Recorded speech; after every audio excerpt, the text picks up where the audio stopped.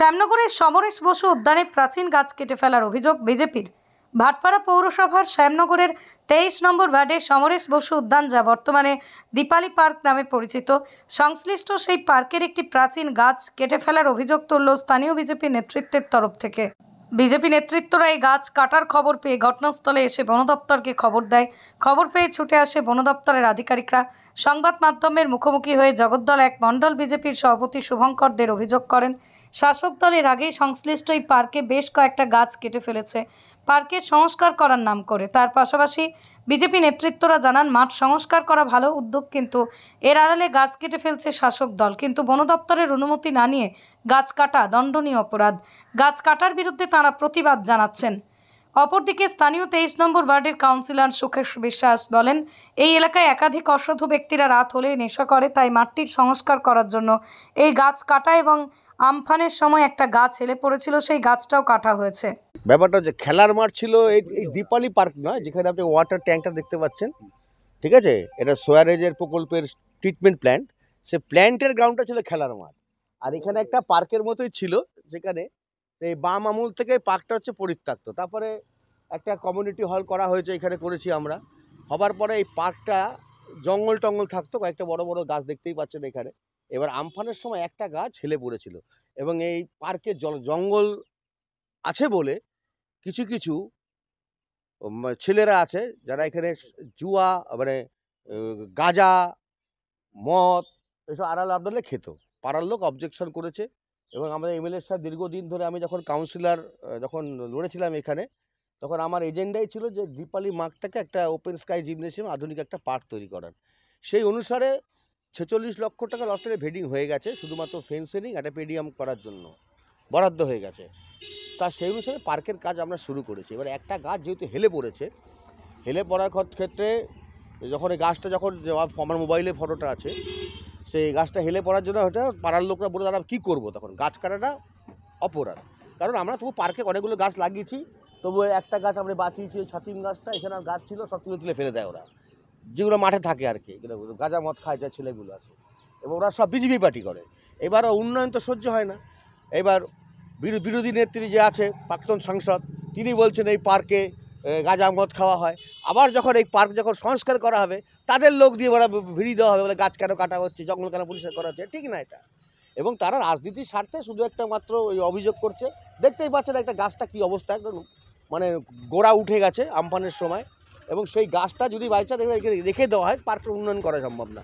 মানে এতগুলো গাছ আছে, তার মধ্যে তো একটা গাছ হেলে পড়েছে বলে আমরা কেটেছি এখানটায়।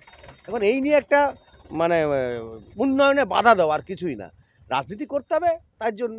অলরেডি এখানে 46 লক্ষ টাকার ফেন্সিং আর একটা পেডিয়ামের জন্য অলরেডি অ্যালটমেন্ট হয়ে গেছে, এবং সেখানে যদি কাজ না করতে বাধা দেয় ভাবে, সেটা তো হয় না। উন্নয়ন করতে গেলে এখানে গাছের অভাব, এখন গাছের অভাব। গাছ এমনি যত বিপরিধান হচ্ছে, সেখানে উন্নয়নের জন্য গাছ কেটে কি উন্নয়ন হবে? শুনুন, গাছে ইচ্ছা করে কেউ কাটে না, ইচ্ছা করে কেউ কাটে না। ধরুন আমি ওই হাই ড্রেনটা করতে গেলাম, একটা সিরিজ গাছ বেঁধে গেছিল, কাটিনি আমি। যখন ড্রেনটা খোদাই হলো, তখন একটা হাওয়া দিল, বৃষ্টির নিম্নচাপ হলো, একজনের বাড়িতে সেই সিরিজ গাছটা বেঁধে ঝুলে পড়লো। এবার আমি যদি না কাটি, ওই ভদ্রলোক তো অ্যাডভান্স টাকারে ভেঙে যাবে। আমি কাটতে চাইনি, উনি বারংবার বারংবার করে, দাদা কামে বাবার ক্ষতি হলে কে দেবে, করতে হয় এগুলো উন্নয়নের জন্য। দু একটা ক্ষেত্রে কি বললাম সেরকম ব্যাপার, সিরিজ গাছটা কাটতে হলো আমাকে।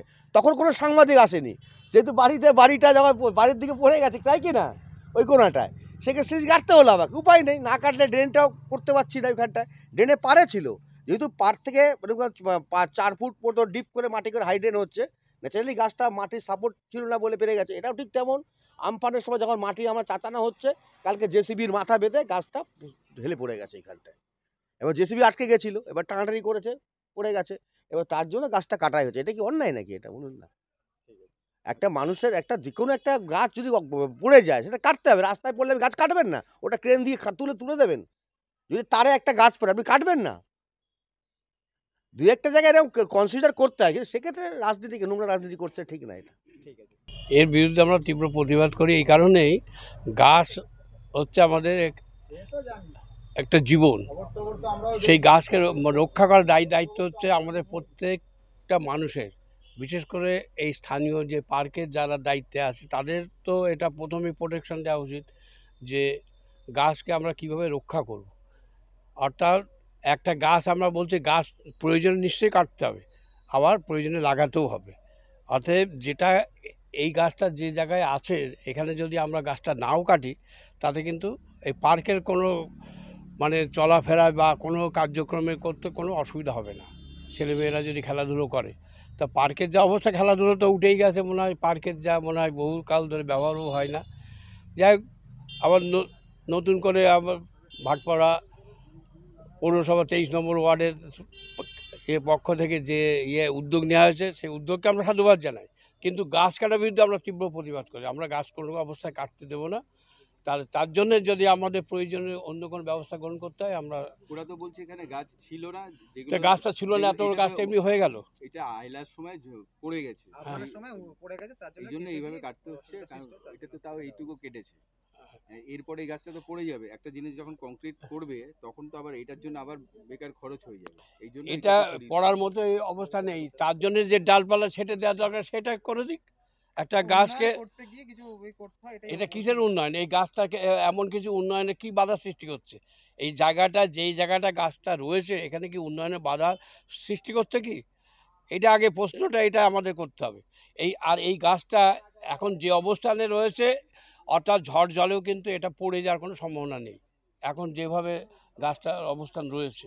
তাই এর তীব্র বিরোধিতা করছি, এবং কোনো অবস্থায় গাছ যেহেতু কাটা হয়ে গেছে আমরা আসার আগে, সেটা যা হয়ে গেছে সেটাতে কিছু করণীয় নেই। এখন আমরা এসে যখন পড়েছি তাহলে এর বিরুদ্ধে আমরা প্রতিবাদ করছি। আমরা কোনো অবস্থাতেই গাছটা যাতে না কাটা হয় তার জন্য আমরা আমাদের তরফ থেকে ভারতীয় জনতা পার্টির পক্ষ থেকে আমরা এই অঞ্চলের যারা দায়িত্বপ্রাপ্ত যারা আমরা রয়েছি তাদের পক্ষ থেকে আমরা তীব্র প্রতিবাদ করছি।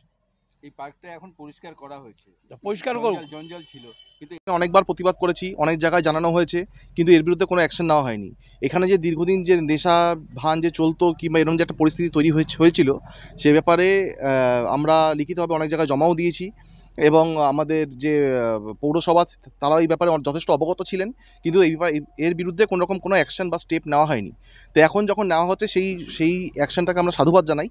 পার্ক পরিষ্কার করা হচ্ছে, সেটা খুবই ভালো লক্ষণ, কিন্তু তা বলে এই একটা গাছ যেটা একটা একদম পার্কের একদম সাইডে রয়েছে, এটার জন্য পার্কের কোনো রকম কোনো মানে পরিস্থিতির কোনো খারাপ হয়ে যাওয়ার কোনো সম্ভাবনা আছে বলে আমাদের মনে হয় না, কারণ এটা অনেক পুরনো গাছ এবং দেখেই বোঝা যাচ্ছে এটা অনেক পুরনো গাছ। তো হ্যাঁ, এছাড়াও আগে ওইদিকে আরও অনেক গাছ লাগানো ছিল যেগুলো এক এক করে কাটা হয়েছে। তো এটা দীর্ঘদিনের মানে এইভাবেই এখন যে গাছ লাগানো তো দূরের কথা, গাছ উল্টে আরও যা গাছ ছিল সব কাটা হচ্ছে। তো এর বিরুদ্ধেই আমাদের প্রতিবাদ। পার্ক পরিষ্কার হচ্ছে, পার্ক পরিষ্কার হোক। গাছ কাটাটা কি আমরা অবশ্যই গাছ কাটা হচ্ছে আমাদের সংগঠন বিরোধী গাছ বা আমাদের গাছ কাটাকে আমরা কখনোই সাপোর্ট করি না, এবং গাছ কাটা রীতিমতো বেআইনি। পুকুর বোঝাই থেকে শুরু করে গাছ কাটা, পরিবেশ দূষিত হবে এবং পরিবেশের কোনো ক্ষতি হবে, সেগুলো সবসময়ই আমরা তার বিরুদ্ধে সোচ্চার হই এবং আগামী দিনেও আমরা হব। তো পরিবেশ এখানে যদি গাছ লাগানোর ব্যাপারে যতটা না আমরা উদ্যোগ দেখতে পাই তার থেকে বেশি পরিমাণে এখন উদ্যোগ দেখতে পাচ্ছি গাছ কাটার পক্ষে। বিভিন্ন জায়গায় বিভিন্নভাবে বিভিন্ন বড় বড় গাছগুলো কেটে ফেলা হচ্ছে। তো তার বিরুদ্ধেই আমাদের আজকে এখানে এসেছি, আমরা প্রতিবাদ জানাচ্ছি, এবং প্রয়োজনে আমরা এখানকার যিনি বর্তমান যিনি কাউন্সিলর আছে ওনার সঙ্গে আরেকবার কথা বলবো, বোঝানোর চেষ্টা করব যে এই গাছটা থাকার জন্য আমার মনে হয় না কোনো রকম কোনো ক্ষতি এখানে হতে পারে।